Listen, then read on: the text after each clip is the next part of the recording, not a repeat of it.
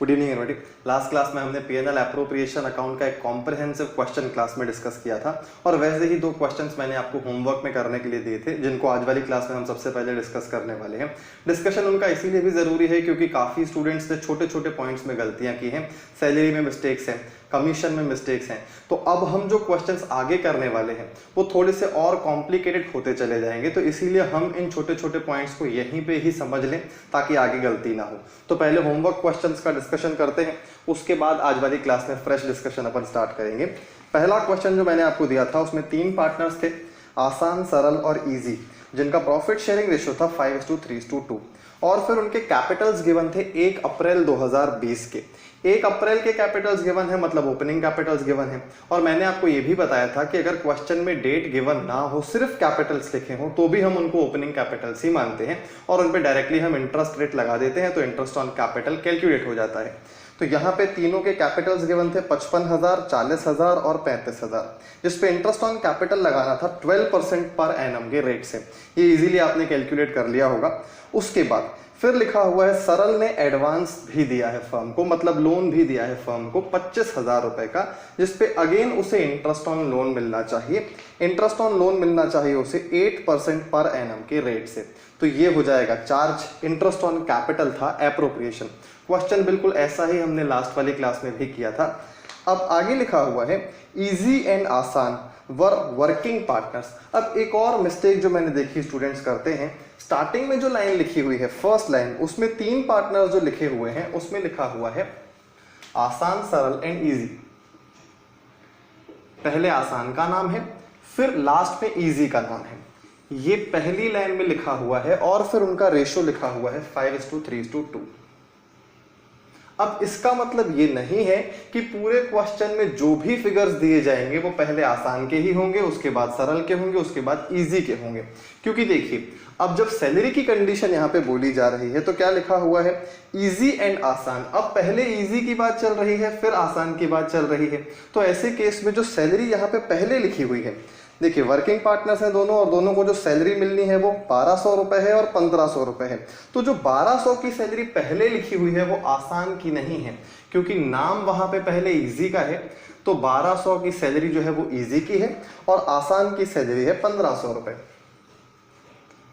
अब ये पॉइंट अगर कुछ स्टूडेंट्स ने गौर किया भी है तो एक और मिस्टेक हो गई है यहाँ पे। उन्होंने ये नहीं देखा कि ये जो सैलरी गिवन है क्वेश्चन में वो मंथली सैलरी है। बहुत सारे स्टूडेंट्स ने मल्टीप्लाई बाय 12 नहीं किया है। देखिए अभी मैं सारे एप्रोप्रिएशंस और चार्जेस में क्या क्या कैलकुलेशन में ध्यान रखना होता है वो बातें आपको बताऊंगा, लेकिन ये तो बहुत बेसिक सी बात है कि अगर सैलरी मंथली है तो हम तो पीएनएल एप्रोप्रिएशन अकाउंट हमेशा एनुअल बेसिस पे बनाते हैं। तो ऐसे केस में हमें मल्टीप्लाई बाय 12 करना था। यहाँ पे भी मल्टीप्लाई बाय 12 करेंगे तो ये हो जाएगा 18,000 रुपए। हमारे पीएनएल एप्रोप्रिएशन अकाउंट में 18,000 रुपए की सैलरी शो होगी आसान की और इजी की सैलरी शो होगी 14,400। और मैं आपको ये भी सजेस्ट करूंगा कि क्वेश्चन की जो पहली लाइन है उसमें पहला पार्टनर गिवन है आसान, तो आपको हमेशा सॉल्यूशन में पहले आसान लिखना चाहिए। इंटरेस्ट ऑन कैपिटल में पहले आसान, फिर सरल, फिर इजी। वैसे ही भले सैलरी हमको क्वेश्चन में पहले इजी की गिवन है, लेकिन सॉल्यूशन करते समय आपको पहले आसान लिखना चाहिए, 18,000 की सैलरी लिखनी चाहिए, फिर नाम लिखना चाहिए आपको इजी का और उसकी सैलरी 14,400। तो मेरे ख्याल से आपको ये पॉइंट समझ में आ गया होगा। इंटरेस्ट ऑन कैपिटल के फिगर्स भी देख लेते हैं। ये सैलरी के फिगर मैंने आपको बता दिए। इंटरेस्ट ऑन कैपिटल अगर आपने कैलकुलेट किया होगा तो सबसे पहले आसान का इंटरेस्ट आया होगा 55,000 का 12% करेंगे तो ये आ जाएगा 6,600 आसान का इंटरेस्ट ऑन कैपिटल। सरल का इंटरेस्ट ऑन कैपिटल कैलकुलेट करेंगे तो 40,000 रुपए का 12% 4,800। देन इजी की कैपिटल है 35,000 रुपए, 35,000 का 36 + 6 42। इन तीनों का टोटल करेंगे तो ये 15,600 ये आपका आ जाएगा इंटरेस्ट ऑन कैपिटल का टोटल अमाउंट। ये क्वेश्चन नंबर फर्स्ट हम डिस्कस कर रहे हैं होमवर्क क्वेश्चंस का। ये सैलरी के दोनों फिगर्स का टोटल आप शो करेंगे वहां पे तो ये हो जाएगा 32,400। तो ये 2 एप्रोप्रिएशंस हो गए।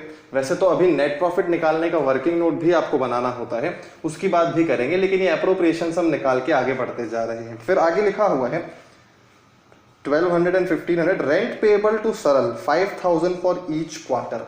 अब यहाँ पे सरल को रेंट भी मिलना है और वो रेंट है 5,000 रुपए एक क्वार्टर का। देखिए सैलरी हो या रेंट हो, ये ऐसे आइटम्स हैं जो या तो मंथली बेसिस पे होते हैं या एनुअल बेसिस पे, हाफ ईयरली बेसिस पे या फिर क्वार्टरली बेसिस पे। तो ऐसे केस में दोनों का कैलकुलेशन काफी सिमिलर होता है। यहाँ पे अगर क्वार्टरली रेंट गिवन है तो बहुत सारे स्टूडेंट्स को ये लगता है कि क्वार्टरली के केस में हमें मल्टीप्लाई बाय 3 करना होता है, क्योंकि उन्हें ऐसा लगता है कि एक क्वार्टर में 3 महीने होते हैं तो 3 से मल्टीप्लाई करेंगे। तो देखिए ऐसे नहीं सोचना है कि एक क्वार्टर में महीने कितने होते हैं, हमको ये सोचना है कि एक साल में क्वार्टर कितने होते हैं।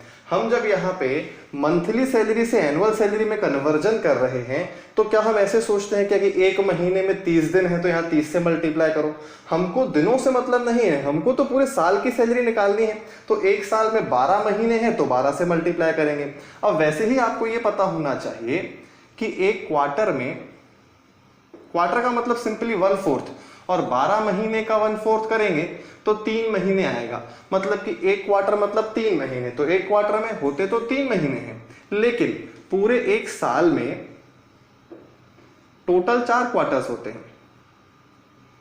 और इनफैक्ट अगर आप कॉमर्स के स्टूडेंट्स हैं तो आपको हमारे फाइनेंशियल ईयर के क्वार्टर्स भी पता होने चाहिए। हमारा फाइनेंशियल ईयर जनरली चालू होता है अप्रैल में, तो 1 अप्रैल से पहला क्वार्टर चालू हो जाता है। अप्रैल, मई, देन जून, 30 जून, ये 3 महीने जब कंप्लीट हो जाएंगे तो हमारा पहला क्वार्टर खत्म हो जाएगा। फिर दूसरा क्वार्टर कब चालू होगा? 30 जून के बाद, मतलब 1 जुलाई।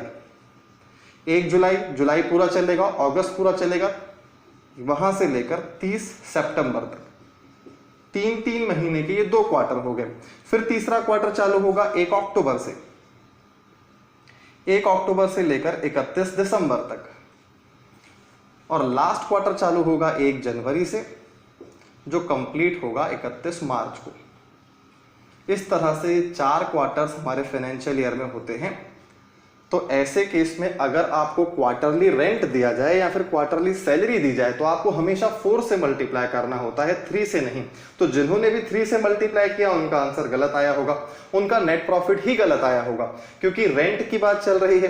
रेंट गलत हो जाएगा तो नेट प्रॉफिट गलत हो जाएगा। वैसे तो इस क्वेश्चन में कमीशन नहीं है पार्टनर का, पर याद रखिए अगर नेट प्रॉफिट गलत हो जाएगा तो कमीशन के मार्क्स भी कट जाएंगे, क्योंकि कमीशन का फिगर भी गलत हो जाएगा। तो सारी चीजें इंटरलिंक्ड हैं, तो अकॉर्डिंगली हमें सही फिगर्स कैलकुलेट करने होंगे। तो यहाँ पे जो रेंट निकलेगा वो है 5,000 रुपए ईच क्वार्टर लिखा हुआ है, तो कुल मिला के हो गया 20,000 रुपए। यहाँ पे नेट प्रॉफिट का वर्किंग नोट मैं बना लेता हूँ। नेट प्रॉफिट कैलकुलेट करने के लिए क्वेश्चन में जो प्रॉफिट बिफोर अबव आइटम्स लिखा हुआ है वो है 96,000। हमने उस दिन पढ़ा था कि 96,000 प्रॉफिट बिफोर अबव आइटम्स में से हमें 2 चार्जेस माइनस करने होते हैं, तभी जाके हम नेट प्रॉफिट निकाल पाएंगे। वो है पहला इंटरेस्ट ऑन लोन और दूसरा है रेंट। अब जरूरी नहीं है कि हर क्वेश्चन में ये दोनों फिगर्स हों या फिर एप्रोप्रिएशन के नाम पे ये तीनों फिगर्स हमें मिले। जैसे इस क्वेश्चन में कमीशन नहीं है, किसी क्वेश्चन में सैलरी आपको नहीं दिखेगी, कहीं इंटरेस्ट ऑन कैपिटल नहीं दिखेगा। जितने फिगर्स क्वेश्चन में अवेलेबल हैं उसके बेसिस पर हम क्वेश्चन को सॉल्व करके आगे बढ़ते जाएंगे। तो फिलहाल इस क्वेश्चन में तो इंटरेस्ट ऑन लोन भी है और रेंट भी है, तो दोनों माइनस कर लेते हैं। रेंट हमने कैलकुलेट कर लिया 20,000 रुपए, इंटरेस्ट ऑन लोन कैलकुलेट करेंगे। 25,000 रुपए का लोन था और उस पर 8% का रेट ऑफ इंटरेस्ट है, तो 25,000 का 8% करेंगे तो आ जाएगा 2,000 रुपए। ये दोनों चार्जेस माइनस करेंगे 22,000 तो आ जाएगा यहाँ पे 74,000। ये 74,000 हमारा नेट प्रॉफिट हो गया। अब इस क्वेश्चन में कमीशन नहीं है तो डायरेक्ट P&L एप्रोप्रिएशन अकाउंट की शुरुआत आपको 74,000 से करनी थी। उसमें पहला एप्रोप्रिएशन हो गया इंटरेस्ट ऑन कैपिटल, दूसरा एप्रोप्रिएशन हो गया 32,400 की सैलरी। अब ये दोनों एप्रोप्रिएशंस का टोटल करके माइनस कर लेते हैं। 32 + 15 हो जाएगा 47, 48,000 इसमें से और माइनस कर देंगे 26,000 रुपए। ये डिविजिबल प्रॉफिट आएगा। 26,000 को आप 3 हिस्सों में डिवाइड कर देंगे। पार्टनर्स का रेशो क्वेश्चन में ऑलरेडी गिवन है 5:3:2। अगर गिवन नहीं हो तो हम 3 इक्वल पार्ट्स में डिवाइड कर सकते हैं इक्वल रेशो मान के। फिलहाल तो यहाँ पे गिवन है 13,000 रुपए पहले पार्टनर का, दूसरे पार्टनर का 7,800 आ जाएगा और तीसरे पार्टनर का 5,200। तीनों का शेयर ऑफ प्रॉफिट ये आ जाएगा 13,000, 7800 और 5200, इस तरह से ये पहला क्वेश्चन, सारे फिगर्स मैंने आपको बता दिए। अब बात करते हैं क्वेश्चन नंबर 2 की। पहले इस क्वेश्चन को हटाता हूं, फिर क्वेश्चन सेकंड की बात करते हैं। अब देखिए क्वेश्चन नंबर 2 में लिखा हुआ है प्रकाश, जयप्रकाश एंड सत्य प्रकाश 3 पार्टनर्स थे जिनका प्रॉफिट शेयरिंग रेशियो है 2:1:1 और उनके ओपनिंग कैपिटल्स हैं 75,000, 50,000 और 35,000। इंटरेस्ट का रेट भी गिवन है 5% पर एनम। तो ऐसे केस में इंटरेस्ट ऑन कैपिटल निकाल लेते हैं। सबसे पहले प्रकाश, जयप्रकाश और सत्य प्रकाश 3 पार्टनर्स थे। 75,000 का 5% करेंगे तो ये आ जाएगा 3750। देन सेकेंड पार्टनर जयप्रकाश, उसका कैपिटल है 50,000 रुपए, 2500 रुपए उसका इंटरेस्ट आ जाएगा। और लास्ट है 35,000 का 5%, 1750। 25, 5,000 टोटल मिला के 8,000 रुपए का इंटरेस्ट ऑन कैपिटल हो गया। पहला एप्रोप्रिएशन निकल आ गया। देन उसके बाद आगे बढ़ते हैं, आगे देखते हैं क्या लिखा हुआ है। आगे लिखा हुआ है Jayprakash and Satyaprakash entitle to a commission of 7.50% and 10% of net profit respectively. 2 partners को यहाँ पे कमीशन मिलना था और वो कमीशन उन्हें नेट प्रॉफिट का 7.5% और 10% मिलना था। उसके लिए नेट प्रॉफिट का कैलकुलेशन करना पड़ेगा पहले, वो तो वैसे भी करना पड़ेगा, हमको पीएनएल एप्रोप्रिएशन अकाउंट तो बनाना ही है। यहाँ पे क्वेश्चन में देखिए लास्ट लाइन में प्रॉफिट बिफोर अबव आइटम्स लिखा हुआ है 99,200। तो 99,200 से हम वर्किंग नोट बनाएंगे calculation of net profit. Profit 99,200, इसमें से माइनस करेंगे रेंट, क्योंकि इस क्वेश्चन में इंटरेस्ट ऑन लोन नहीं है, पार्टनर ने फर्म को लोन दिया ही नहीं है तो इंटरेस्ट की बात ही नहीं होगी। क्वेश्चन में रेंट जरूर गिवन है और रेंट का अमाउंट गिवन है जयप्रकाश का मंथली रेंट है 1600 मंथली रेंट है। फिर कुछ लोगों ने यहाँ पे गलती कर दी, 1600 रुपए एक महीने का रेंट है। हमें सारे कैलकुलेशंस एनुअल बेसिस पे करने होते हैं, तो यहाँ पे 1600 इंटू 12 करेंगे तो ये आ जाएगा 16,000 और 3200, 19,200 माइनस कर देंगे तो आ जाएगा नेट प्रॉफिट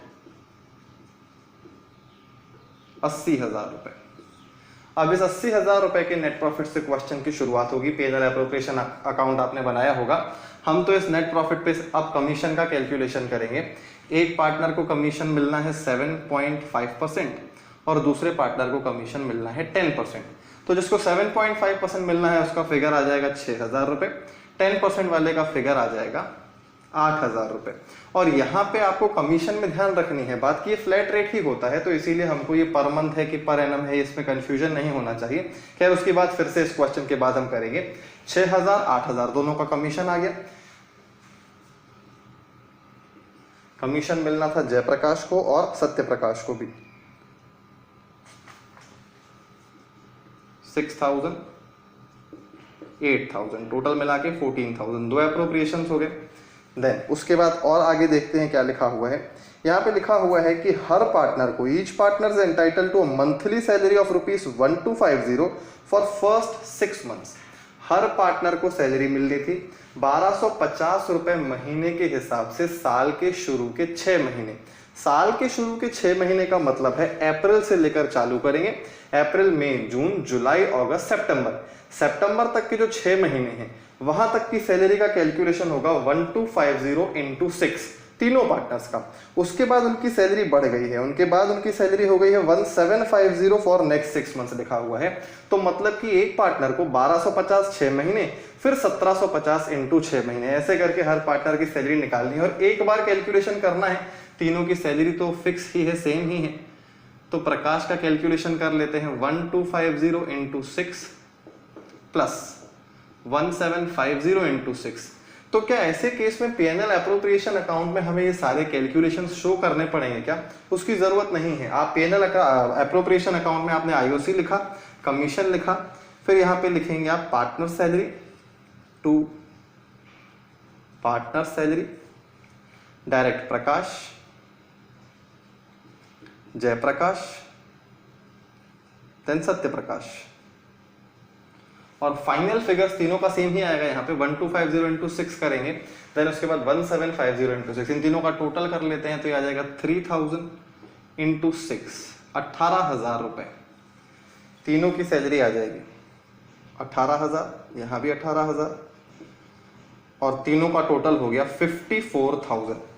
इस तरह से आपको कैलकुलेशन शो करना होता है। ये आप नीचे वर्किंग नोट में यहाँ पे स्टार लगा के भी कैलकुलेशन दिखा सकते हैं, या ये वर्किंग नोट नंबर 1 है तो वर्किंग नोट नंबर 2 में आपने एक की सैलरी दिखा दी, फिर बाकी दोनों का फिगर तो सेम ही रहेगा। इस तरह से भी आप कर सकते हैं, लेकिन यहाँ पे आप कैलकुलेशन ना दिखाएं। पीएनएल एप्रोप्रिएशन अकाउंट के अंदर नहीं दिखाना चाहिए ताकि प्रेजेंटेशन ठीक रहे।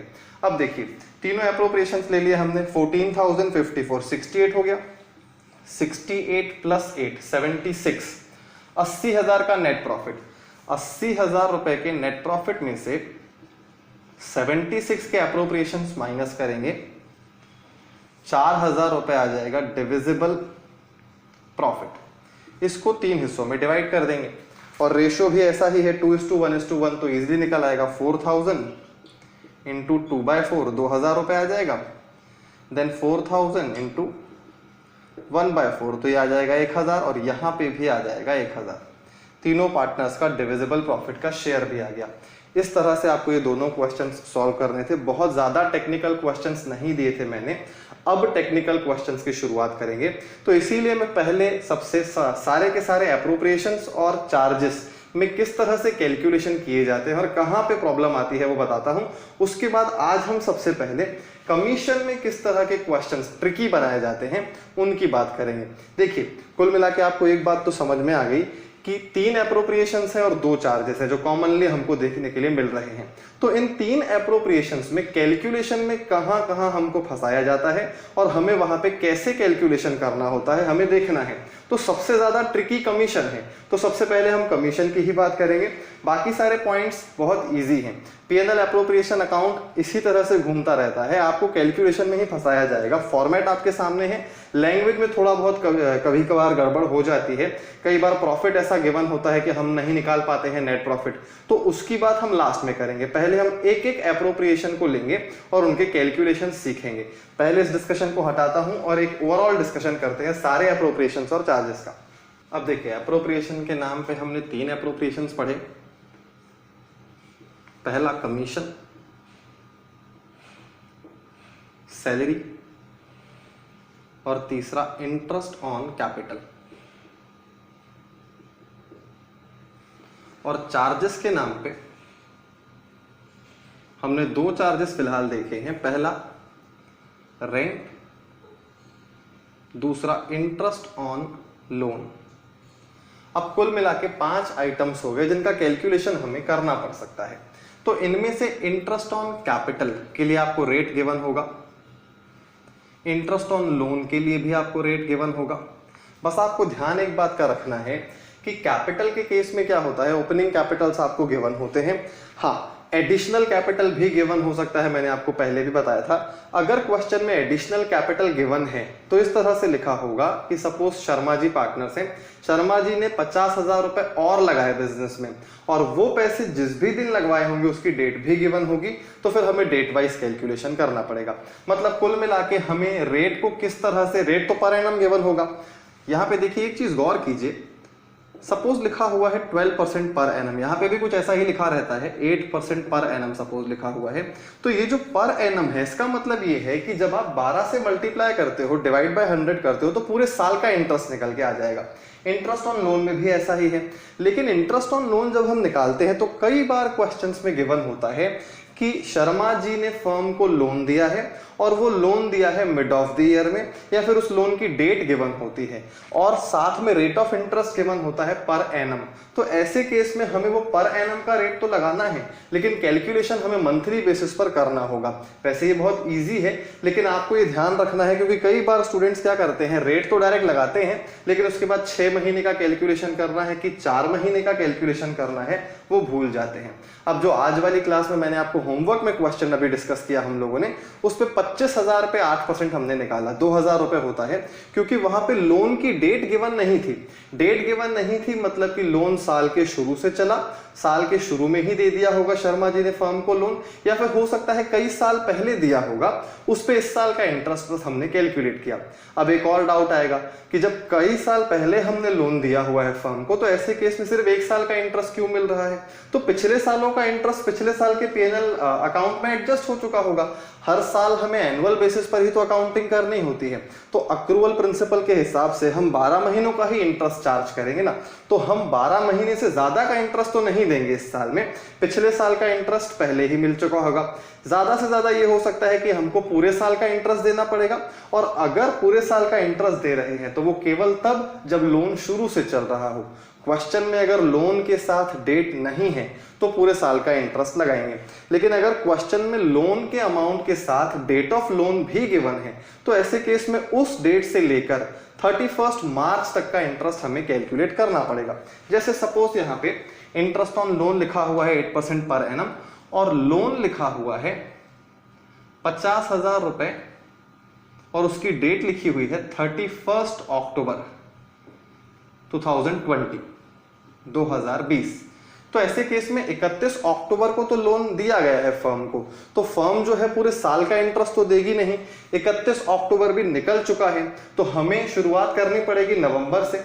नवंबर, दिसंबर, जनवरी, फरवरी, मार्च, केवल 5 महीने का इंटरेस्ट लगाना होगा। तो हमको 8/100 के साथ 5/12 भी करना होगा। यहाँ पे कुछ स्टूडेंट्स गलती करते हैं, 8/100 तो करते हैं, 5/12 नहीं करते, और ये प्रॉब्लम इंटरेस्ट ऑन लोन में ज्यादा आती है, कैपिटल में कम, क्योंकि कैपिटल पार्टनर्स देखिए कई सालों से पार्टनर्स हैं, तो ऐसे केस में उनका ओपनिंग कैपिटल तो ऑलरेडी होगा, तो उस ओपनिंग कैपिटल पे उनको 12% या जो भी रेट ऑफ इंटरेस्ट क्वेश्चन में गिवन होगा, पूरे साल का इंटरेस्ट तो मिलेगा ही मिलेगा। एडिशनल इंटरेस्ट जो कैलकुलेट करेंगे, उस एडिशनल इंटरेस्ट में भी इसी टाइप का कैलकुलेशन हमें करना पड़ेगा, क्योंकि वो जो एडिशनल कैपिटल होगा वो भी साल के बीच में ही कभी उसने इन्वेस्ट किया होगा। तो इंटरेस्ट ऑन कैपिटल हो या इंटरेस्ट ऑन लोन हो, इस तरह के मंथली बेसिस के कैलकुलेशन आपको करने पड़ सकते हैं।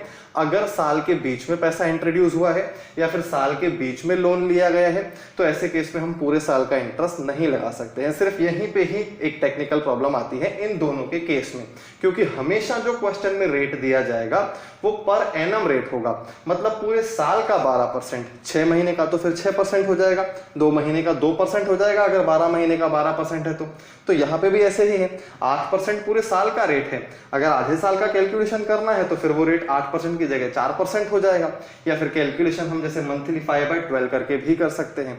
तो कैलकुलेशन करने के तरीके बहुत सारे हैं, वो हम देखते जाएंगे। फिलहाल मैं आपको बता रहा हूं कि प्रॉब्लम्स कैसी कैसी आ सकती हैं, तो इसमें मेरे ख्याल से आपको समझ में आ गया होगा। रेंट और सैलरी भी मिलते जुलते आइटम्स हैं। यहाँ पे ज्यादा से ज्यादा आपको पर मंथ गिवन हो सकती है सैलरी, पर क्वार्टर गिवन हो सकती है, या फिर जैसा क्वेश्चन मैंने आपको होमवर्क में दिया कि पहले की 6 महीने की सैलरी कुछ और थी, फिर आगे के 6 महीने की सैलरी कुछ और हो गई। तो ऐसे केस में ज्यादा से ज्यादा कैलकुलेशन थोड़ा सा बढ़ जाएगा, लेकिन उसको डिफिकल्ट नहीं माना जा सकता। रेंट में भी ऐसा ही है, पर मंथ, पर क्वार्टर, हाफ ईयरली भी हो सकता है, और अगर कुछ गिवन नहीं है तो एनुअल भी हो सकता है, उसको एनुअली माना जाएगा अगर इंफॉर्मेशन क्लियर नहीं है तो। यहां पे भी हाफ ईयरली हो सकता है, देन एनुअल भी हो सकता है। तो रेंट और सैलरी में ज्यादा कोई ट्रिकी कैलकुलेशन नहीं हो सकता। Interest on capital, interest on loan के बारे में मैंने आपको बता दिया। सबसे ज्यादा जो दिक्कत आती है वो आती है कमीशन में। अब कमीशन में दिक्कत क्यों आती है वो बताता हूं आपको। कमीशन का पहली बात जो रेट दिया जाएगा वो पर एनम रेट नहीं होगा, वो फ्लैट रेट होगा। फ्लैट रेट मतलब आपने नेट प्रॉफिट निकाला, नेट प्रॉफिट का परसेंटेज निकालेंगे तो वो कमीशन का कैलकुलेशन होके आ जाएगा। अब ऐसे केस में दिमाग में डाउट ये आएगा कि वो एनुअल रेट क्यों नहीं है, तो सोच के देखिए जो नेट प्रॉफिट हमने कैलकुलेट किया है वो नेट प्रॉफिट कितने महीनों का है, वो भी तो पूरे साल का ही है ना। तो इसीलिए अगर नेट प्रॉफिट पे जब हम कमीशन का फ्लैट रेट लगाएंगे तो वो कमीशन भी पूरे साल का ही निकल के आ जाएगा। सपोज नेट प्रॉफिट है 60,000 रुपए, अब इसका अगर 10% कमीशन लिखा हुआ है तो 6,000 रुपए जो ये कमीशन आएगा वो पूरे साल का ही आएगा। इसीलिए हमको कमीशन का जो रेट होगा वो कभी भी पर एनम देने की जरूरत नहीं है, वो डायरेक्ट फ्लैट रेट दिया जाएगा। जिस फिगर पे हम वो कमीशन निकाल रहे हैं वो अपने आप में एक एनुअल फिगर है, तो उसका जो फाइनल रिजल्टेंट फिगर आएगा वो भी एनुअल ही आएगा। तो आपको फ्लैट रेट गिवन होगा कमीशन का। ये तो हो गई एक बात, लेकिन हमेशा नेट प्रॉफिट का ही 10% करना पड़े ऐसा जरूरी नहीं है। कमीशन के लिए बहुत अलग अलग टाइप के कैलकुलेशंस दिए जाते हैं, अलग अलग केसेस करके हमको डिस्कस करना है आज वाली क्लास में। मैं एक क्वेश्चन दूंगा आपको, मैंने ऑलरेडी आपको भेज दिया है, उसमें 10 अलग अलग केसेस हैं कमीशन के। आपको वो इन्फॉर्मेशन अच्छे से पढ़नी है और कमीशन का कैलकुलेशन उसके हिसाब से करना है। अब किस तरह के कैलकुलेशंस होते हैं पहले अपन बात करते हैं। देखिए, सिंपली लिखा हुआ है नेट प्रॉफिट का 10%, तो आपने नेट प्रॉफिट का 10% डायरेक्ट कर दिया। लेकिन अगर लिखा हुआ है कि नेट प्रॉफिट में से पहले कुछ आइटम्स माइनस करने हैं, फिर जो बचेगा उसका 10% करना है, तो लैंग्वेज कुछ इस तरह से गिवन होगी, 10% of net profit after charging partner salary. अब सपोज इस तरह से लिखा हुआ है 10% of net profit after charging partners salary, मतलब कि नेट प्रॉफिट का 10% नहीं करना है, नेट प्रॉफिट में से after charging partners salary, partners की सैलरी माइनस करने के बाद जो फिगर बचेगा, क्योंकि पार्टनर्स की सैलरी एक एप्रोप्रिएशन है, वो एप्रोप्रिएशन नेट प्रॉफिट में से अभी माइनस नहीं हुआ है। लेकिन कमीशन के कैलकुलेशन के लिए पहले हमें सैलरी माइनस करनी पड़ेगी पार्टनर्स की, फिर जो प्रॉफिट बचेगा उसका 10% करेंगे तो जाके कमीशन आएगा। अब इसकी वजह से हमारा पीएनएल एप्रोप्रिएशन अकाउंट डिस्टर्ब नहीं होगा। पीएनएल एप्रोप्रिएशन अकाउंट में तो हमको सैलरी भी लिखनी है, हमें इंटरेस्ट ऑन कैपिटल भी लिखना है, कमीशन का कैलकुलेशन करके भी लिखना है, लेकिन कमीशन का फिगर कैलकुलेट हो कैसे उसके लिए अलग अलग डिटेल्स गिवन होती हैं। तो मेरे ख्याल से आपको समझ में आ गया होगा कि किस तरह के क्लॉजेस दिए जाते हैं कमीशन में। अब हम सबसे पहले शुरुआत कमीशन की ही करेंगे, सबसे ज्यादा टेक्निकल भी कमीशन ही है, और मेरी पूरी कोशिश है कि ज्यादा से ज्यादा केसेस में आज वाली क्लास में ही आपको एक्सप्लेन कर दूं, ताकि कमीशन में कोई भी प्रॉब्लम आगे जाके आपको ना आए। हाँ, इसके अलावा भी थोड़े हाई लेवल के क्वेश्चंस हो सकते हैं, वो तो हम क्लास में ही डिस्कस करेंगे, पर फिलहाल कमीशन में अलग अलग किस तरह के केसेस पूछे जाते हैं उसका डिस्कशन हमको करना है। तो उसके डिस्कशन पे आते हैं, न्यूमेरिकल क्वेश्चन से करने की कोशिश करेंगे तो ज्यादा अच्छे से आपको बात समझ में आएगी। तो इस डिस्कशन को हटाता हूं, कमीशन के कैलकुलेशन पे आते हैं। अब देखिए, जो क्वेश्चन मैंने आपको फॉरवर्ड किया है वो क्वेश्चन रीड कर देता हूं पहले मैं। जैन, गुप्ता एंड मिश्रा 3 पार्टनर्स हैं, 3 इक्वल पार्टनर्स हैं लिखा हुआ है। तो इक्वल पार्टनर्स है मतलब तीनों का रेशो हो गया 1:1:1, तो 1/3, 1/3 और 1/3 तीनों का ये शेयर है। 4 पार्टनर्स होते तो 1/4 सबका शेयर हो जाता। इस तरह से करना होता है। फिर लिखा हुआ है तीनों के कैपिटल्स हैं 60,000, 40,000 और 50,000, और उस पे इंटरेस्ट उनको मिलना है 10% पर एनम के रेट से। तो बिल्कुल वैसा ही क्वेश्चन ये गिवन है जैसा हम अभी तक करते आए हैं। फिर आगे लिखा हुआ है मिश्रा एंड जैन। अब देखिए, पहली लाइन में जैन, गुप्ता एंड मिश्रा लिखा हुआ था, फिर यहाँ पे लिखा हुआ है मिश्रा एंड जैन। तो ऐसे केस में आपसे गलती हो सकती है, क्योंकि हमें हमेशा ऐसे लगने लग जाता है कि पहला पार्टनर जैन है, तो ऐसे केस में जो भी फिगर पहले गिवन है वो जैन का ही होगा। यहाँ पे क्वेश्चन में जिस भी फिगर की बात चल रही है, देखिए लिखा हुआ है Mishra and Jain are entitle to a salary of ₹1500 per month and 3000 पर क्वार्टर रिस्पेक्टिवली। एक की मंथली सैलरी गिवन है, एक की क्वार्टरली सैलरी गिवन है, लेकिन शुरुआत जैन से नहीं हो रही है, मिश्रा एंड जैन लिखा हुआ है। तो यहाँ पे पहली सैलरी मिश्रा की है, फिर जो सैलरी गिवन है वो जैन की है। फिर आगे देखते हैं आगे क्या लिखा हुआ है।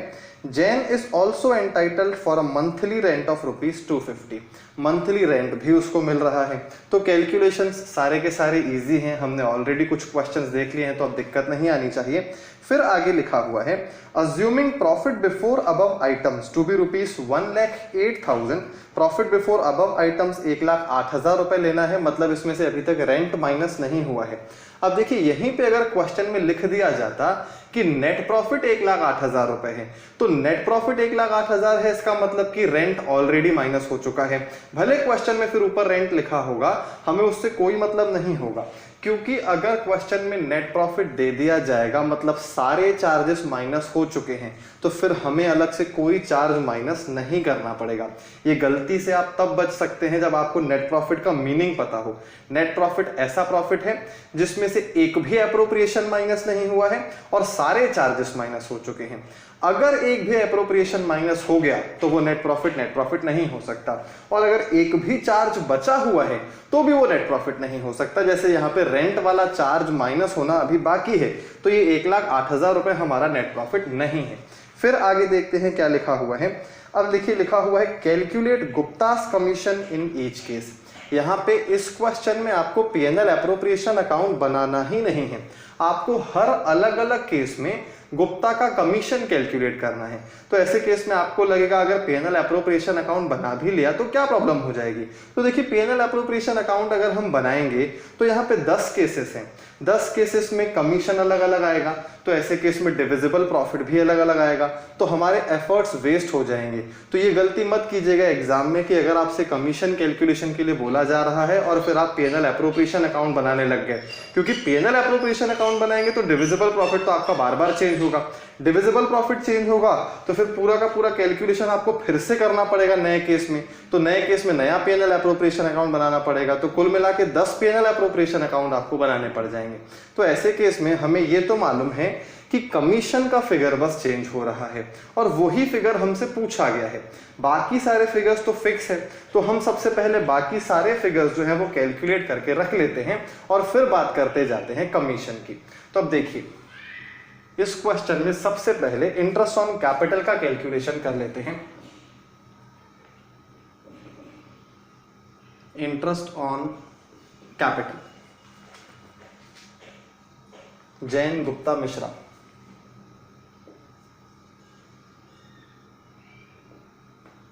जैन का इंटरेस्ट ऑन कैपिटल 60,000 रुपए का 10%, 6,000 रुपए। देन गुप्ता 40,000 का 10%, 4,000 रुपए। देन मिश्रा 50,000 रुपए का 10%, ये आ जाएगा 5,000 रुपए। टोटल इंटरेस्ट ऑन कैपिटल हो गया 15,000 रुपए। ये पहला फिगर हो गया हमारा। अब दूसरे फिगर की बात करते हैं। दूसरा फिगर है सैलरी। सैलरी किस तरह से मिलनी है, यहां पे लिखेंगे पार्टनर्स सैलरी। अब पार्टनर्स सैलरी में सबसे पहले बात की गई है मिश्रा की, लेकिन हमें लिखना चाहिए पहले जैन का ही नाम, क्योंकि जो पहली लाइन में सीक्वेंस गिवन है पार्टनर्स का उसमें पहले जैन का नाम है, और जैन की सैलरी यहाँ पे जो लिखी हुई है, Mishra and Jain are entitle to a salary of 1500 per month and 3000 पर क्वार्टर। तो इसकी 3000 पर क्वार्टर सैलरी होगी, इंटू 4 करना पड़ेगा, ये ध्यान रखिएगा क्योंकि एक साल में 4 क्वार्टर होते हैं। टोटल सैलरी आ जाएगी 12,000 रुपए। देन उसके बाद गुप्ता को सैलरी नहीं मिल रही है, गुप्ता को कमीशन मिलेगा जिस पे बेस्ड ये पूरा क्वेश्चन है। मिश्रा की सैलरी है 1,500 रुपए हर महीने की, तो यहाँ पे मल्टीप्लाई बाय किया हमने 12 से, ये आ गया 18,000 रुपए। टोटल सैलरी हो गई पार्टनर्स की 30,000 रुपए। दो फिगर्स कैलकुलेट कर लिए हमने, ये पीएनएल एप्रोप्रिएशन अकाउंट के ही फिगर्स हैं, पर हम पीएनएल एप्रोप्रिएशन अकाउंट नहीं बना रहे हैं। अब उसके बाद रेंट का कैलकुलेशन भी कर लेते हैं। जैन को ही रेंट भी मिल रहा है। इनफैक्ट हम रेंट का नहीं, हम नेट प्रॉफिट का कैलकुलेशन कर लेते हैं। Net profit is equals to, सिर्फ रेंट ही तो माइनस करना है, बाकी तो कुछ है नहीं, इंटरेस्ट ऑन लोन तो है नहीं। 1,08,000 रुपए प्रॉफिट बिफोर अबव आइटम्स है, उसमें से हमें माइनस करना है रेंट। 250 रुपए एक महीने का, 12 महीने का हो जाएगा 2500 और 500, 3,000 रुपए। 1,05,000 रुपए हमारा नेट प्रॉफिट आ गया। तो ये तीन बेसिक फिगर्स हमारे पास अवेलेबल हो गए। पहला नेट प्रॉफिट पीएनएल एप्रोप्रिएशन का ही आइटम है, सैलरी भी और इंटरेस्ट ऑन कैपिटल भी। हाँ, वैसे तो ये पीएनएल एप्रोप्रिएशन अकाउंट के आइटम हो या ना हो हमें उससे कोई मतलब नहीं है, क्योंकि हमारा मेन मुद्दा है कमीशन का कैलकुलेशन। लेकिन कहीं ना कहीं कमीशन जो है वो इन फिगर्स पे भी कई बार डिपेंड करता है, ये हमें आज वाली क्लास में सीखना है। तो अब देखिए हम केस 1 की शुरुआत अब करेंगे। अभी तक जो ये इंफॉर्मेशन थी ये पूरे क्वेश्चन में सेम ही रहेगी, बस अब कमीशन के फिगर्स जो हैं वो अलग अलग केस में बदलते चले जाएंगे। और मैंने इसीलिए P&L एप्रोप्रिएशन अकाउंट नहीं बनवाया, क्योंकि अगर कमीशन का फिगर बदलेगा तो डिविजिबल प्रॉफिट भी बदलेगा, तो ऐसे केस में तीनों का शेयर भी बार बार बदलता जाएगा, तो वो अननेसेसरी एफर्ट्स हो जाएंगे, क्योंकि वहां की कहानी हमें ऑलरेडी मालूम है। तो हमें फोकस करना है केवल कमीशन के कैलकुलेशन पर। अब आप ध्यान से देखिए, पहला केस लिखा हुआ है Gupta is entitle to a commission of 10% of net profit. मैंने आपको एक खास बात बताई थी कि यहाँ पे जो कमीशन हम कैलकुलेट कर रहे हैं ये मैनेजर्स कमीशन नहीं है, ये पार्टनर्स कमीशन है। मैनेजर्स कमीशन जो स्टूडेंट्स भूल चुके हैं उनके लिए ज्यादा अच्छा है, क्योंकि मैनेजर्स कमीशन को जब भी हम याद करते हैं तो ही यहाँ पे कंफ्यूजन होता है, क्योंकि मैनेजर्स कमीशन एक चार्ज था और पार्टनर्स कमीशन एक एप्रोप्रिएशन है। जब तक वो चार्ज माइनस नहीं होता था मैनेजर्स कमीशन वाला, तब तक नेट प्रॉफिट ही नहीं निकलता था। लेकिन यहाँ पे पार्टनर्स कमीशन के कैलकुलेशन से पहले ही हमारे पास नेट प्रॉफिट अवेलेबल है, तो ऐसे केस में ये सिचुएशन तो ज्यादा अच्छी सिचुएशन है ना हमारे लिए, इजी हो जाएगा हमारा कैलकुलेशन वहां के कंपैरिजन में, मैनेजर्स कमीशन के कंपैरिजन में। लेकिन हाँ, ये जो कैलकुलेशन है ट्रिकी कब हो जाएगा वो आज वाली क्लास में आपको समझ में आएगा। 1,05,000 रुपए नेट प्रॉफिट है, ये निकल चुका है। इसमें से पार्टनर्स कमीशन माइनस नहीं हुआ है, क्योंकि पार्टनर्स कमीशन है एक एप्रोप्रिएशन। अब आगे देखते हैं क्या लिखा हुआ है, इसका 10% सिंपली हमें करना है। तो ये बिल्कुल सिंपल केस है जो आज वाली क्लास में आपने होमवर्क में भी देखा है और हमने भी लास्ट क्लास में देखा था। तो यहाँ पे नेट प्रॉफिट का सिंपली 10% हमें करना पड़ेगा। 1,05,000 रुपए नेट प्रॉफिट है, उसका 10% करेंगे, 10,500 रुपए केस 1 में गुप्तास कमीशन कैलकुलेट होके आ गया। मेरे ख्याल से ये बात आपको समझ में आ रही होगी। अब बात करते हैं केस 2 की। अब से आप पॉइंट को ध्यान से समझिएगा। अब देखिए क्या लिखा हुआ है, Gupta is entitle to a commission of 10% of net profit after charging partners salary. अब जो ये क्लॉज लिखा हुआ है, इस क्लॉज को पढ़ के हमें गुप्ता का कमीशन कैलकुलेट करना है। ये सारे फिगर्स वहीं के वहीं रहेंगे, सिर्फ गुप्ता का कमीशन कैलकुलेशन जो करना है उसके लिए हमें इस नेट प्रॉफिट का 10% नहीं करना है। नेट प्रॉफिट में से लिखा हुआ है after charging partners salary, after charging his salary नहीं लिखा हुआ है, after charging partner salary. Partner salary मतलब जितने भी पार्टनर्स हैं उनकी जितनी भी सैलरी है वो माइनस करने के बाद जो फिगर आएगा उसका 10% करेंगे, तो जाके गुप्ता जी का कमीशन हम निकाल सकते हैं। तो ये नेट प्रॉफिट है। नेट प्रॉफिट लिखा हमने 1,05,000 रुपए, लेकिन इसका 10% हम कर नहीं सकते। अब हम माइनस करेंगे पार्टनर सैलरी। तो अब पार्टनर्स में गुप्ता जी को खुद को तो कोई सैलरी मिल नहीं रही है, तो उससे कोई फर्क नहीं पड़ता। पार्टनर सैलरी मतलब टोटल पार्टनर सैलरी मतलब कि 30,000 रुपए। यहां पे लेस करेंगे पार्टनर्स सैलरी 30,000 रुपए, तो ये आ गया 75,000। ये एक प्रकार से जो मैं यहाँ पे बना रहा हूं, अगर कमीशन के डिफिकल्ट कैलकुलेशंस आपसे पूछ लिए जाते हैं एग्जाम में, जैसे कि हम अभी वाली क्लास में देख रहे हैं, तो ऐसे केस में कमीशन का एक वर्किंग नोट आपको बनाना चाहिए। एक वर्किंग नोट तो नेट प्रॉफिट का हो गया। अब ये दूसरा वर्किंग नोट बनाएंगे तो वो इस तरह का होना चाहिए, नेट प्रॉफिट दिखाया, उसमें से पार्टनर्स की सैलरी माइनस करके शो किया। तो इस प्रॉफिट को टेक्निकली क्या बोला जाएगा ये भी आपको पता होना चाहिए। ये जो प्रॉफिट है इसको बोलेंगे नेट प्रॉफिट आफ्टर सैलरी, क्योंकि देखिए नेट प्रॉफिट का मतलब होता है कोई भी एप्रोप्रिएशन माइनस नहीं हुआ है, लेकिन यहां से तो सैलरी माइनस हो गई, तो ये हो गया नेट प्रॉफिट आफ्टर सैलरी। अब इस नेट प्रॉफिट आफ्टर सैलरी का 10% करेंगे तो जाके गुप्ता जी का कमीशन आएगा, तो कोई प्रॉब्लम नहीं है। इसका इंटू 10/100 करेंगे। यहां पे भी इंटू 10/100 ही किया था। बहुत सारे स्टूडेंट्स को एक्चुअली 10/110 दिमाग में चल रहा होता है, इसीलिए मैं आपको बता रहा हूं 10/100 ही कर रहे हैं, 7500 आ जाएगा। अब देखिए एक और बात आपको बताऊं, 10/110 का लॉजिक अगर आप रिकॉल कर रहे हैं ना तो आपको सारी बातें इजी लगेंगी। 10/110 इसीलिए करते थे क्योंकि वहां पे मैनेजर का कमीशन उसके खुद के कमीशन के ऊपर डिपेंड करता था। यहाँ पे भी ऐसी सिचुएशन आएगी तो आपको बहुत इजीली समझ में आ जाएगा कि ये 10/110 क्यों हो रहा है। यहाँ पे तो हर जगह 10/100 ही चल रहा है। 75,000 का भी 10/100 किया, 7500 आ गया। दो केस हमारे कंप्लीट हो गए। अब देखिए, जब आप P&L एप्रोप्रिएशन अकाउंट बनाएंगे तो इंटरेस्ट ऑन कैपिटल यही लिखेंगे, सैलरी यही लिखेंगे, गुप्ता जी का कमीशन केस 2 में 7500 ले लेंगे। उसके बाद नेट प्रॉफिट हमारा क्या रहेगा, 1,05,000, वो क्रेडिट साइड आ रहा होगा। फिर सारे एप्रोप्रिएशंस माइनस करेंगे तो डिविजिबल प्रॉफिट आ जाएगा। मतलब देखिए, कंफ्यूज मत हो जाइएगा, जब आप P&L एप्रोप्रिएशन अकाउंट बनाएंगे तो वहां पे नेट प्रॉफिट की जगह 75 नहीं लिखना है। नेट प्रॉफिट तो 1,05,000 ही है, वो तो गुप्ता जी के कमीशन के लिए हमको सैलरी माइनस करनी पड़ गई। अदरवाइज नेट प्रॉफिट से ही P&L एप्रोप्रिएशन अकाउंट की शुरुआत होगी और वो 1,05,000 रुपए ही रहेगा, चाहे कोई भी केस हो। अब बात करते हैं केस 3 की। अब केस 3 में देखिए क्या लिखा हुआ है। केस 3 में लिखा हुआ है, Gupta is entitled to a commission of 20% of net profit after charging his interest on capital. After charging his interest on capital. Net profit 1,05,000 रुपए, इसमें से माइनस करना है। अब देखिए, इंटरेस्ट ऑन कैपिटल में जैन, गुप्ता, मिश्रा तीनों का इंटरेस्ट ऑन कैपिटल है 15,000 रुपए। बहुत सारे स्टूडेंट्स को ऐसा लगेगा कि यहाँ पे इंटरेस्ट ऑन कैपिटल माइनस करना है, 15,000 माइनस कर देंगे, पर 15,000 हो जाएगा गलत, क्योंकि बहुत स्पेसिफिकली आपको पढ़ना पड़ेगा कि लैंग्वेज क्या लिखी हुई है।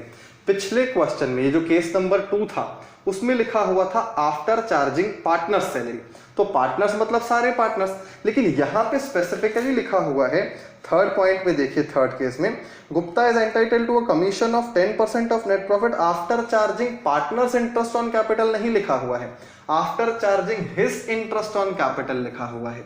हिज इंटरेस्ट ऑन कैपिटल मतलब केवल 4,000 रुपए।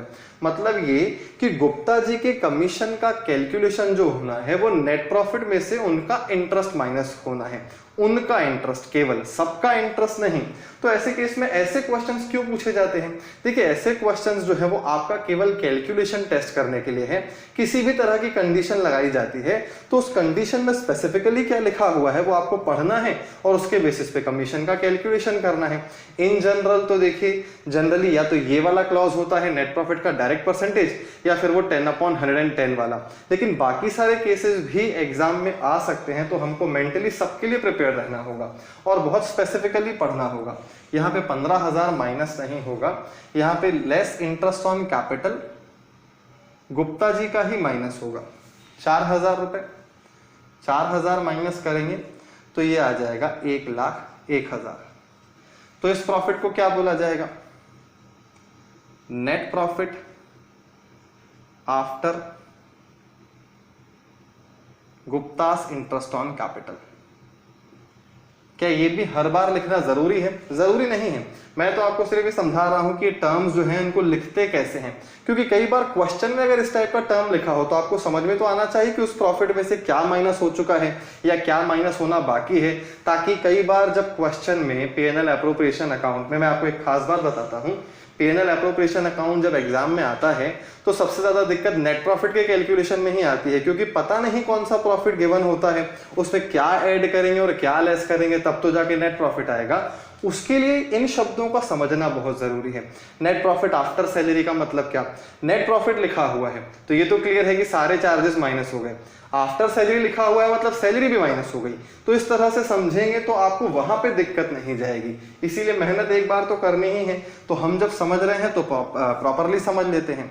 ये net profit after Guptas IOC का मतलब है कि नेट प्रॉफिट में से चार्जेस तो माइनस हो गए, रेंट वगैरह जो भी था, गुप्ता जी का इंटरेस्ट ऑन कैपिटल भी माइनस हो गया और वही तो माइनस करना था। अब इसका हम 20% कैलकुलेट कर लेते हैं, इंटू 20/100। 20/120 नहीं किया है, 20/100, 20200, 20,200 रुपए आ गया इंटरेस्ट, सॉरी 20,200 रुपए आ गया गुप्ता जी का कमीशन। 3 केसेस हो गए। इन तीनों केसेस को हटाता हूं, केस नंबर 4 पे आते हैं। चलिए अब केस नंबर 4 की बात करते हैं। केस नंबर 4 में देखिए लिखा हुआ है, गुप्ता जी को कमीशन मिलनी है। Gupta is entitled to a commission of 20% of net profit after charging interest on capital. ये वो वाला क्लॉज है जहां पे इंटरेस्ट ऑन कैपिटल लिखा हुआ है, हिज इंटरेस्ट ऑन कैपिटल नहीं लिखा है। तो अब हमको पूरा 15,000 रुपए माइनस करना होगा। तो सबसे पहले नेट प्रॉफिट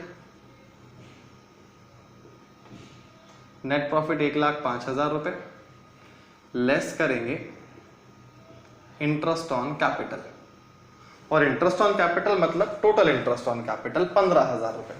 15,000 माइनस करेंगे तो वैल्यू आ जाएगी 90,000 रुपए। 90,000 रुपए जो ये प्रॉफिट है इसको क्या बोला जाएगा? Profit, sorry, net profit after IOC. अब इस नेट प्रॉफिट आफ्टर आईओसी का 20% हमें कमीशन देना है।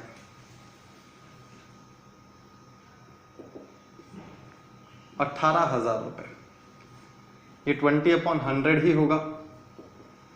4 केसेस हमारे कंप्लीट हो गए। अब इन चारों केसेस में हमने एक बार भी 20/120 नहीं किया, 10/110 नहीं किया, 5/105 नहीं किया। ये 4 केसेस मेरे ख्याल से आपको समझ में आ गए होंगे। सीधा सीधा फंडा है, जो चीज बोली गई थी कि नेट प्रॉफिट में से माइनस कर दो, हमने माइनस कर दी और फिर डायरेक्ट परसेंटेज लगा दिया। यहां तक कहानी क्लियर है। अब केस नंबर 5 की बात करते हैं। इसको देखिएगा, केस नंबर 5 में लिखा हुआ है, बहुत स्पेशल केस है। इनफैक्ट ये केस ही है जो अगर आपको समझ में आ जाता है तो आपको एक सबसे खास बात समझ में आ जाएगी कि 10/110 जो होता है वो होता क्यों है। केस नंबर 5 में देखिए क्या लिखा हुआ है। लिखा हुआ है, Gupta is entitled to a commission of 5% of net profit after charging his commission. अब देखिए, नेट प्रॉफिट 1,05,000 रुपए। इस 1,05,000 रुपए में से हमें माइनस करना है, इंटरेस्ट ऑन कैपिटल माइनस नहीं करना, सैलरी माइनस नहीं करनी, हमें कमीशन माइनस करना है। किसका कमीशन माइनस करना है? Guptas commission. Guptas commission minus करेंगे तो यहां पे नेट प्रॉफिट आ जाएगा, net profit after Gupta's commission. और जो भी फिगर आएगा उसका हमें 5% कर देना है। पर मुद्दे की बात यह है कि गुप्तास कमीशन ही तो हमें कैलकुलेट करना है। वही अगर हमारे पास अवेलेबल होता तो हम डायरेक्ट लिख देते। गुप्तास कमीशन ही जब हमारे पास नहीं है तो वो माइनस कैसे करेंगे? जब तक वो माइनस नहीं करेंगे तो net profit after Gupta's commission आएगा कैसे? क्योंकि यहां पे तो इन्होंने लिख दिया कि गुप्ता को जो कमीशन मिलना है वो 5% ऑफ नेट प्रॉफिट है आफ्टर चार्जिंग हिज कमीशन। उसी का कमीशन माइनस करने के बाद तो उसी का कमीशन ही तो कैलकुलेट करना है, वो फिगर ही तो अवेलेबल नहीं है जो यहां से माइनस होना चाहिए। इसीलिए हम यहाँ पे टेक्निक यूज करते थे कि देखिए हम क्या करते थे, net profit after Gupta's commission हमारे पास अवेलेबल नहीं है, क्योंकि गुप्तास कमीशन ही हमारे पास अवेलेबल नहीं है, तो हम इसको मान लेते थे 100। और ये पता है हमें कि इस 100 का 5% गुप्ता जी का कमीशन है। तो अगर गुप्ता जी का कमीशन इसका 5% है तो 100 का 5% करेंगे तो ये हो जाएगा 5 रुपए। तो अगर हम देखें net profit Guptas commission minus करने से पहले कितना रहा होगा तो वो हो जाएगा 105। कुछ इस तरह की बात है कि अगर हमारा नेट प्रॉफिट 105 रहा होता, 5 रुपए गुप्ता जी का कमीशन होता तो 100 रुपए का नेट प्रॉफिट होता। इसी से ये फॉर्मूला निकला है जो हम यहां पे यूज करने वाले हैं। देखिए नेट प्रॉफिट पता है हमें 1,05,000 रुपए। 1,05,000 रुपए में ये जो 1,05,000 रुपए है ये net profit after Gupta's commission नहीं है, ये तो हमारा नेट प्रॉफिट है। तो अब हम यहां पे फॉर्मूला लगाएंगे 5/105। आप यहां पे गौर से देखिए, उसका रेट जो कमीशन का है वो तो 5 ही है, लेकिन हमने न्यूमरेटर में डिनोमिनेटर में 100 नहीं रखा। हर जगह डिनोमिनेटर में 100 रखा था, लेकिन यहां पे डिनोमिनेटर में 100 नहीं रखा। यहां पे डिनोमिनेटर में 100 क्यों रखा? क्योंकि हमारे पास net profit after IOC available है। यहां पे क्या net profit after Gupta's commission available है क्या? अवेलेबल ही नहीं है। तो कौन सा फिगर अवेलेबल है? ऊपर वाला फिगर अवेलेबल है 1,05,000, और वो ऊपर वाला फिगर जो है वो 105 के बराबर है, तो वो हमने डिनोमिनेटर में रख दिया। क्योंकि हम ये फिगर ले रहे हैं 1,05,000, हमें चाहिए था ये फिगर।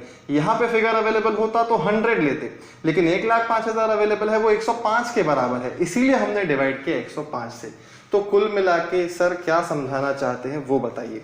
इतना समझाना चाहता हूं कि जब किसी पार्टनर की कमीशन उसी के खुद की कमीशन पे डिपेंड हो जाती है तब करना पड़ता है 5/105, 10/110, 20/120। जब उसका कमीशन उसके कमीशन पे ही डिपेंडेंट हो, उसकी आईओसी पे डिपेंडेंट होता तो आईओसी तो पता है माइनस कर देते, उसकी सैलरी पे डिपेंडेंट होता तो उसकी सैलरी भी माइनस कर सकते थे, लेकिन उसके कमीशन के लिए उसी का कमीशन माइनस करना है। वो हम लाएंगे कहां से, क्योंकि उसका कमीशन ही तो मेन कैलकुलेट करना है। उसका कमीशन ही नहीं है तो उसके बाद का नेट प्रॉफिट भी नहीं है, मतलब इसी प्रॉफिट के बेसिस पर हमें कैलकुलेशन करना पड़ेगा। तो ये जो प्रॉफिट है, अगर रेट 5% है तो ये जो प्रॉफिट है वो अपने आप में 105% के बराबर हुआ, इसीलिए यहां पे 5/105 हो जाएगा। अब जरा इसको क्रैक करते हैं, देखते हैं क्या आता है। ये आ गया 5000 रुपए, मतलब कि ये कमीशन कैलकुलेट हो गया गुप्ता जी का 5000। अब इस 5000 को लेके हम कैलकुलेशन वापस चेक कर लेते हैं। देखिए गुप्तास कमीशन रखते हैं यहाँ पे 5000, ये 5000 गुप्तास कमीशन रखा, तो net profit after Gupta's commission आ जाता है 1 लाख रुपए। और क्वेश्चन में क्या लिखा हुआ है, 1 लाख रुपए का 5% होना चाहिए ना। Gupta is entitled to a commission of 5% of net profit after charging his commission. तो ये आफ्टर चार्जिंग हिज कमीशन हो गया 1 लाख। इसका जरा आप सिंपली 5% करके देखिए, 5/100 करेंगे तो कितना आ जाएगा 5000। तो यहाँ पे 5/100 क्यों किया, क्योंकि अब हमारे पास ये 1 लाख अवेलेबल है, ये फिगर अवेलेबल है तो 5/100 करेंगे। लेकिन इसकी जगह ऊपर वाले फिगर के बेसिस पे कैलकुलेशन करना पड़ा तो 5/105 करना पड़ेगा। और ये प्रॉब्लम केवल तब आएगी जब एक पार्टनर का कमीशन उसके खुद के कमीशन पे डिपेंडेंट होगा। मेरे ख्याल से केस नंबर 5 सबसे स्पेशल केस है। अगर ये केस आपसे बन जाएगा तो सारे केसेस आपसे बन जाएंगे, लेकिन हाँ ये केस अगर आपने रटा तो आपको बहुत दिक्कत आएगी, क्योंकि इस केस को भी घुमा फिरा के पूछा जाता है। तो ऐसे आगे आने वाले समय में जो ये अगले केसेस देखेंगे उसमें और क्लियर हो जाएगा। इन दोनों केसेस को हटाता हूं, केस 6 की बात करते हैं। केस नंबर 6 में क्या लिखा हुआ है,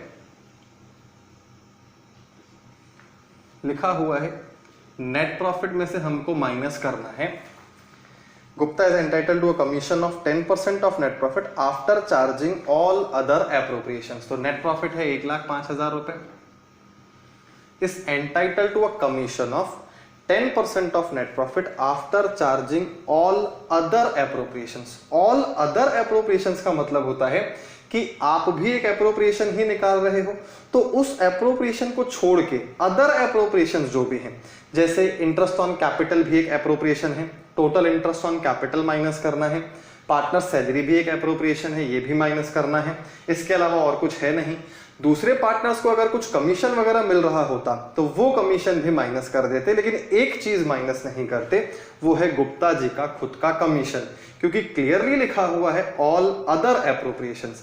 अदर एप्रोप्रिएशंस मतलब जो एप्रोप्रिएशन आप कैलकुलेट कर रहे हो, इसके अलावा सारे एप्रोप्रिएशंस माइनस कर दीजिए।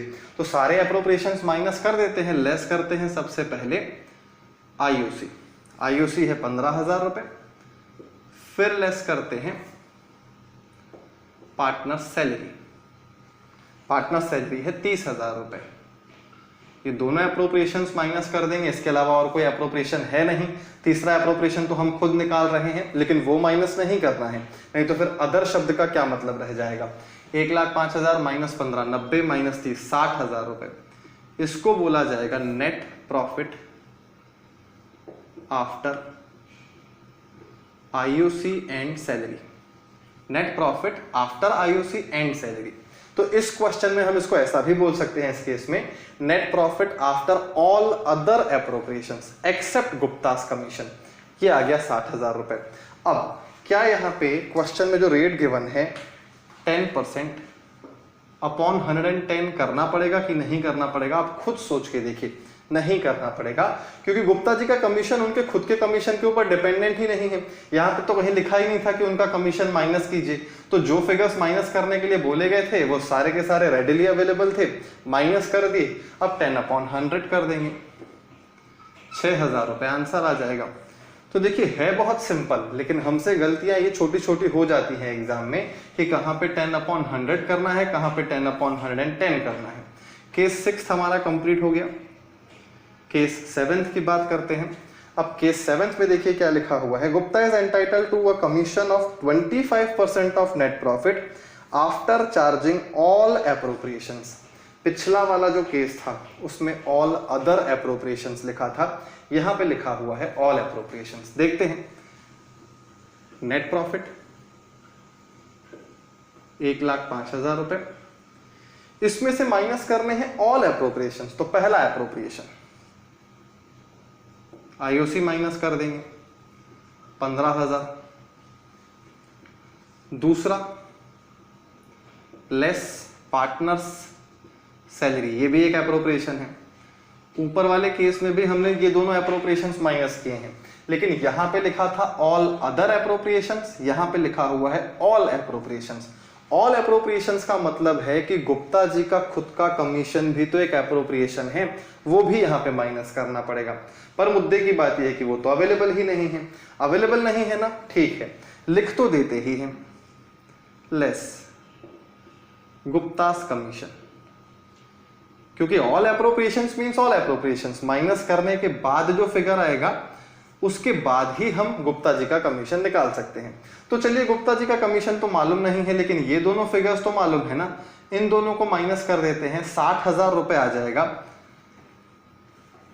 60,000 रुपए जो आया, अब जरा सोच के देखिए, क्या गुप्ता जी का कमीशन माइनस हुआ है क्या अभी तक, या फिर मैं इसको कुछ इस तरह से शो करता हूं। 60,000 तक हम पहुंच गए, एक आइटम अभी माइनस करना है, वो है गुप्तास कमीशन, क्योंकि तभी जाके ऑल एप्रोप्रिएशंस होगा। यही डिफरेंस है, ऑल अदर एप्रोप्रिएशंस वो इजी हो गया, ऑल एप्रोप्रिएशंस में गुप्ता जी का कमीशन भी इंक्लूड करना पड़ेगा, पर वो हमारे पास अवेलेबल नहीं है। उसके बाद जो प्रॉफिट आएगा, नेट प्रॉफिट बोलेंगे उसको आफ्टर ऑल एप्रोप्रिएशंस, लेकिन वो हमारे पास अवेलेबल नहीं है। मतलब कि कैलकुलेशन उससे पहले वाले फिगर पे करना पड़ेगा। सोच के देखिए, 25/100 कि 25/125, 25/125 करना पड़ेगा, क्योंकि हमारे पास गुप्ता जी का कमीशन अवेलेबल नहीं है, और जब तक वो कमीशन माइनस नहीं होगा तो ये प्रॉफिट नहीं निकल सकता। ये प्रॉफिट नहीं है तो 25/100 नहीं हो सकता, 25/125 करना होगा। पर बहुत सारे स्टूडेंट्स ये तो समझ जाते हैं कि 25/125 करना होगा, लेकिन वो एक और गलती कर देते हैं। 25/125 वो 1,05,000 का कर देते हैं, क्योंकि उन्हें लगता है कि अगर उसका कमीशन उसके खुद के कमीशन के ऊपर डिपेंड करता है तो हमको तो फॉर्मूला पता है, वहां पे 25/125 करना पड़ेगा। लेकिन वो 25/125 भी उस फिगर पे करना पड़ेगा जो फिगर हमने बाकी आइटम्स माइनस करके निकाला है, क्योंकि कुछ आइटम्स तो माइनस करने वाले गिवन थे ना। अब लिखा हुआ है आफ्टर ऑल एप्रोप्रिएशंस, तो ऑल एप्रोप्रिएशंस में से सारे एप्रोप्रिएशंस तो हमारे पास अवेलेबल थे, वो तो हमने माइनस कर दिए थे, सिर्फ गुप्तास कमीशन रह गया था ना। तो पहले हम सारे एप्रोप्रिएशंस माइनस करके सिर्फ गुप्तास कमीशन छोड़ देंगे, फिर उस प्रॉफिट का 25/125 कर लेंगे, बहुत इजीली कैलकुलेट हो जाएगा। अब आप देखिए, 25/125 का मतलब होता है 1/5, तो मतलब हो जाएगा ये 12,000 रुपए का गुप्ता जी का कमीशन हो गया। 12,000 ही मेन आंसर है, लेकिन 60,000 का 12,000 माइनस करके यहाँ पे 48,000 हमने निकाला, ये सिर्फ चेक करने के लिए बता रहा हूं। अब ये आ गया हमारा net profit after all appropriations. इसका चाहे तो हम सिंपली 25/100 भी कर सकते हैं। क्यों कर सकते हैं 25/100? क्योंकि ये फिगर हमारे पास अवेलेबल हो गया। ये फिगर अवेलेबल नहीं था तो 25/125 करना पड़ रहा था। कहानी बिल्कुल सिंपल है, लेकिन अगर आप इसको खुद कॉम्प्लिकेट करेंगे तो ये दिक्कत देगा आपको। बहुत सिंपली समझने की कोशिश कीजिए, जिस प्रॉफिट पे कमीशन कैलकुलेट होना है वो अवेलेबल नहीं है, इसीलिए 25/125 की हेल्प से हम कमीशन का कैलकुलेशन कर रहे हैं। लेकिन क्रॉस चेक करने के एंगल से हम पूरा स्टेटमेंट बना के देख सकते हैं। 60,000 में से 12,000 माइनस किया, 48 आ गया। अब ये तो वही फिगर है जिसपे हम सिंपल परसेंटेज लगा सकते हैं, तो लगा के देखा तो 25/100 करेंगे तो 1/4 हो जाएगा, 1/4 करेंगे तो 12,000 यहां से भी निकल आएगा। तो इस तरह से हम अपने ही सॉल्यूशन को चेक भी कर सकते हैं। मेरे ख्याल से ये केस भी स्पेशल केस है, इसको भी आप इंपॉर्टेंट मार्क कर सकते हैं। बाकी बचे 2 केसेस, इन दोनों को हटा देता हूं, 9th 10th पे आ जाते हैं। चलिए अब बात करते हैं केस नंबर 9 की। देखिए केस नंबर 9 में क्या लिखा हुआ है, लिखा हुआ है Gupta is entitle to a commission of 25% of net profit after charging all his appropriations. All his appropriations का मतलब है उसके सारे एप्रोप्रिएशंस माइनस करने के बाद। तो यहां पे नेट प्रॉफिट से शुरुआत करेंगे। नेट प्रॉफिट है 1,05,000 रुपए। अब हिज एप्रोप्रिएशंस में उसका इंटरेस्ट ऑन कैपिटल है, गुप्तास इंटरेस्ट ऑन कैपिटल 4,000 रुपए माइनस कर दिया। गुप्ता की सैलरी नहीं है, लेकिन ऑल हिज एप्रोप्रिएशंस में गुप्ता जी का कमीशन तो आएगा ना, तो यहाँ पे गुप्ता जी का कमीशन भी माइनस होना चाहिए। अगेन वो फिगर हमारे पास अवेलेबल नहीं है। तो देखिए केस नंबर 5 था जहां पे हमको 25/125 सॉरी वहां पे 5/105 करना पड़ा। देन उसके बाद केस नंबर 8 था, वहां पे भी गुप्ता जी का कमीशन माइनस होना था, अवेलेबल नहीं था। यहां पे भी वही केस है, एक फिगर माइनस कर लिया हमने, 1,01,000 रुपए आ गया। ये हो गया net profit after Guptas IOC, लेकिन गुप्तास कमीशन भी तो माइनस होना चाहिए। तो यहां पे गुप्तास कमीशन माइनस कर देंगे, पर वो फिगर अवेलेबल नहीं है। तो अब सोच के देखिए इस फिगर पे अगर हमको रेट ऑफ इंटरेस्ट लगाना है, सॉरी रेट ऑफ कमीशन लगाना है, तो हमें क्या करना चाहिए, 25/100 कि 25/125। देखिए बहुत अलग अलग दिन पे हम अलग अलग क्वेश्चंस करते हैं ना, तो यही बात आपको अच्छे से शायद समझ में नहीं आती। लेकिन सारे के सारे केसेस अगर हम एक साथ डिस्कस कर रहे हैं तो कंपैरेटिवली ज्यादा अच्छे से बात समझ में आनी चाहिए। 25/125 करना होगा क्योंकि ये फिगर अवेलेबल नहीं है। इसको सॉल्व करेंगे तो ये 1/5 होगा, इसको सॉल्व करेंगे तो ये हो जाएगा 1 लाख डिवाइड बाय 5, 20,200 रुपए। 20,200 रुपए कमीशन आ गया। अब इस 1,01,000 में से 20,200 माइनस करें और जो यहाँ पे फिगर आए उसका सिंपली 25/100 भी कर सकते हैं, तो भी फाइनल आंसर 20,200 ही आएगा। आप चाहे तो चेक कर सकते हैं। ये हो गया हमारा केस नंबर 9 जिसका फाइनल आंसर है कमीशन का 20,200। और अब लास्ट केस की बात करते हैं आज के। क्या इसके अलावा कुछ नहीं हो सकता है क्या? ऐसा बिल्कुल नहीं है। क्वेश्चन को कितना भी कॉम्प्लिकेटेड किया जा सकता है, लेकिन फिलहाल मैंने जो केसेस लिए हैं इससे ऑलमोस्ट हमारे बुक में जितने क्वेश्चंस हैं वो सारे के सारे क्वेश्चंस आपसे बन जाएंगे। हाँ, प्रॉफिट बेस्ड कुछ और क्वेश्चंस होते हैं, वहां पे नेट प्रॉफिट निकालने में ही दिक्कत होती है, उनका डिस्कशन हम सेपरेटली करेंगे क्लास में, लेकिन अदरवाइज आपको चीजें बनेंगी। केस नंबर 10 में लिखा हुआ है Gupta is entitle to a commission of 10% of net profit. ये नेट प्रॉफिट है 1,05,000 रुपए, और लिखा हुआ है बिफोर चार्जिंग हिज कमीशन। पहली बार वर्ड यूज हुआ है बिफोर। 11th में तो हम कई बार यूज करते थे, कहीं आफ्टर लिखा हुआ है, कहीं बिफोर लिखा हुआ है। जितने भी 9 के 9 केसेस अभी तक हमने किए हैं सब में आफ्टर वर्ड यूज हो रहा था, पहली बार बिफोर वर्ड यूज हो रहा है। लेकिन यहाँ पे इस बिफोर का कोई सेंस ही नहीं है। क्या जो ये नेट प्रॉफिट है ये कमीशन माइनस करने के पहले का नेट प्रॉफिट है? बिल्कुल, ये कमीशन माइनस करने से पहले का नेट प्रॉफिट है। कमीशन तो अब माइनस होगा जब कैलकुलेट होगा। तो यहाँ पे लिखा हुआ है कमीशन माइनस करने के पहले का जो नेट प्रॉफिट है, मतलब यही नेट प्रॉफिट, इसी का 10% हमें करना है। तो कोई दिक्कत ही नहीं है, सिंपली इसका 10% कर लेंगे। तो ये हो जाएगा 10,500 रुपए। बिल्कुल सिंपल केस है, क्योंकि यहाँ पे बिफोर कमीशन अगर लिखा हुआ है तो बहुत इजी हो गया ना। आफ्टर कमीशन लिखा होगा, आफ्टर हिज कमीशन लिखा होगा, तो ऐसे केस में प्रॉब्लम हो सकती है, क्योंकि वहां पे कमीशन का फिगर अवेलेबल नहीं होता, इसीलिए हमें फॉर्मूला यूज करना पड़ता है। लेकिन यहाँ पे तो बिफोर वर्ड लिखा था, मतलब कमीशन माइनस नहीं करनी है, सिंपली इस नेट प्रॉफिट का 10% करना है। तो बहुत इजीली हमने इंटू 10/100 किया, 10,500 हमारा फाइनल आंसर आ गया। 10 केसेस डिस्कस किए हैं, इनको अच्छे से घर में एक बार फिर से देखेंगे आप, तो जाके बात आपको अच्छे से समझ में आएगी। खैर चलिए इस डिस्कशन को नोट कर लीजिए, फिर आज की क्लास को कंक्लूड करते हैं। अब देखिए पीएनएल एप्रोप्रिएशन अकाउंट में जो सबसे ज़्यादा प्रॉब्लमेटिक फिगर होता है वो कमीशन का ही होता है। उस कमीशन को हमने आज वाली क्लास में डिटेल में डिस्कस किया। इंटरेस्ट ऑन कैपिटल को भी डिटेल में डिस्कस करेंगे। उसके बाद एक आइटम अभी तक हमने पेंडिंग रखा है, इंटरेस्ट ऑन ड्राइंग्स, जिसके बारे में हमने क्लास में डिस्कशन किया ही नहीं है। अपने आप में वो बहुत स्पेशल आइटम है, उसका डिस्कशन फिर स्टार्ट करेंगे। लेकिन पहले कमीशन को स्टार्ट किया है, तो कमीशन से रिलेटेड हो सकता है डाउट्स आपके मन में आए, तो उन डाउट्स को भी पहले मैं एड्रेस करूंगा कल वाली क्लास में। पीएनएल अप्रोप्रिएशन के एक दो क्वेश्चंस और करेंगे, उसके बाद इंटरेस्ट ऑन कैपिटल पे आ जाएंगे। तो आज वाली क्लास में कोई प्रॉब्लम आपको आई हो तो आप मुझे क्लास के बाद इमीडिएटली बताइएगा, मैं आपके डाउट्स इमीडिएटली सॉल्व भी कर दूंगा और फिर कल वाली क्लास में आगे कंटिन्यू करते हैं। Thank you so much.